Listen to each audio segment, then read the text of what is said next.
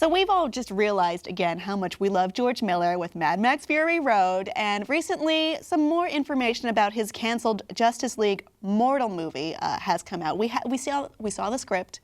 Maybe it wasn't that impressive script-wise, but there were some really interesting elements that were leaked to us, which is concept art, prosthetics, wonderful visuals. Let's take a look at those visuals. So this appears to be Wonder Woman catching a car that fell out of the skyscraper? Yeah, a race car. This is Wonder Woman in Furious 7 after they go through the Burj Khalifa. God. So that's very clearly way ahead of its Wonder time. Woman is on the road. So this is like Themyscira, I think, Paradise Island. Mm-hmm.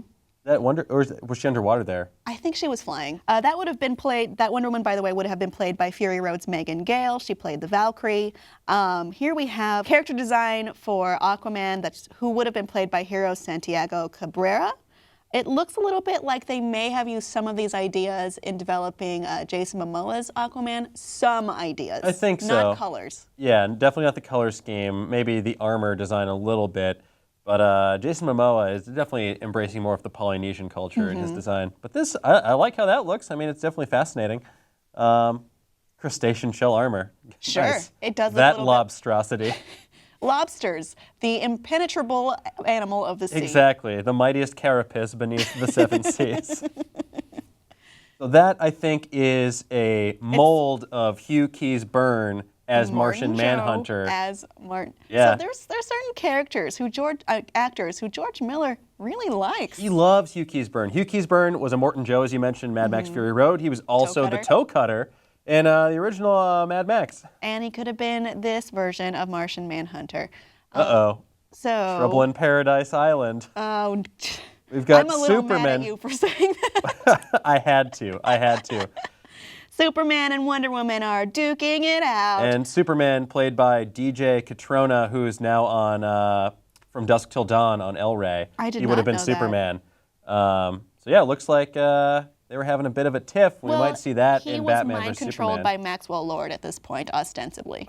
And do you know who's going to play Maxwell Lord? I did not. Jay Baruchel. No. Yes. Are you kidding me? I am not kidding you. Jay Baruchel was going to play Maxwell Lord.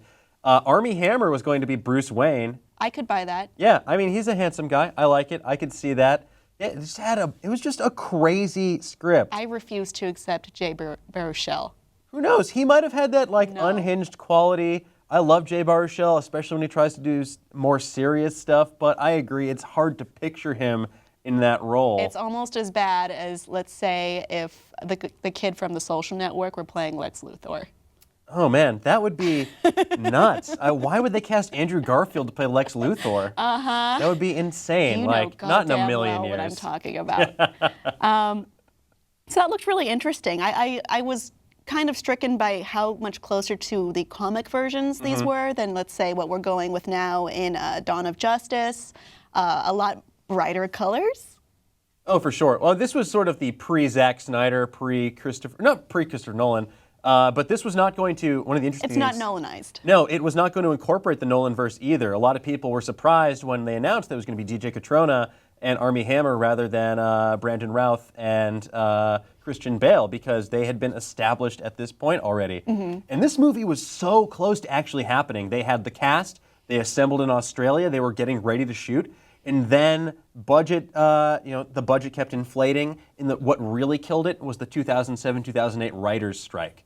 That torpedoed the project, and it just never recovered.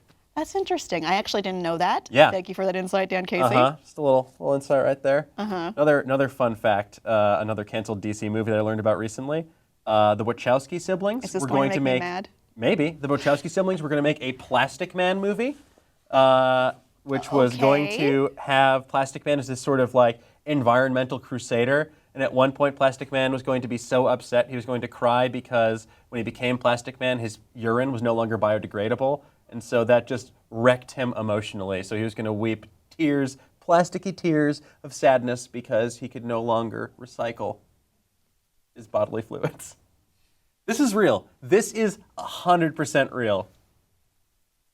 They're also going to make a Hawkman movie. I don't believe any of this. I promise you, it's super real. I did an episode of my show about it recently. I did the research. Audience, what did you think of what George Miller would have brought to the table in his version of the Justice League versus what we will be seeing very soon in Dawn of Justice? Which version did you like better based on what we can see from the art? Let us know below in the comments, and please be sure to subscribe for more.